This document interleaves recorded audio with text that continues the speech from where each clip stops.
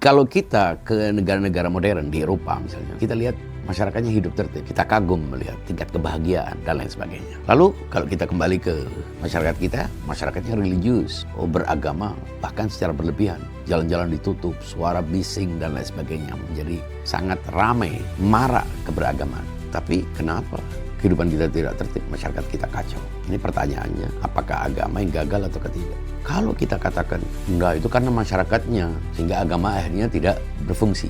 Lah, kalau masyarakatnya sudah baik, apa perlu agama? Apa perlunya agama kalau memang masyarakatnya sudah baik? Jadi akhirnya yang bisa nerima agama haruslah masyarakat yang baik. Nah, kalau masyarakatnya sudah baik, buat apa agama? Bukankah agama tujuannya memperbaiki masyarakat? Bukankah agama datang untuk membenahi masyarakat, untuk menertibkan masyarakat? Kalau kita lihat ternyata ada orang yang tertib, ada masyarakat yang hidup tertib, tidak beragama. Kemudian ada masyarakat yang hidup tertib, beragama. Lalu apa nilai lebih dari agama? Kita perlu bertanya-tanya tentang itu. Apalagi yang kita temukan, biasanya yang beragama justru tidak tertib. Yang tertib justru bahkan bukan hanya tidak beragama, tidak bertuhan. Ini membuat kita harus berani bertanya dan berani menjawab. Kira-kira apa alasan, apa dibalik kegagalan agama? Sebuah agama disebut agama bila ajarannya satu. Faktanya, agama apapun ajarannya banyak. Yang satu begitu, yang satu begini. Akibat tidak adanya ajaran yang satu, ia tidak bisa menjadi sistem.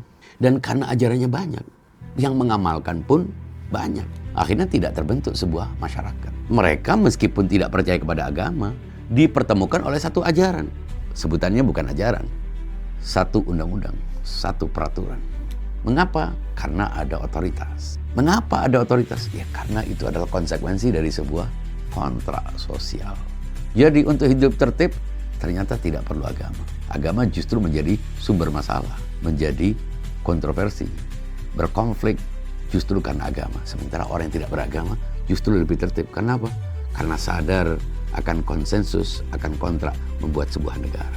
Hidup sebagai bangsa dalam sebuah negara tidak perlu membawa agama. Kalau ternyata agama muncul dalam bentuk berbagai macam ajaran-ajaran yang menimbulkan sengketa penafsiran. Refresh your mind.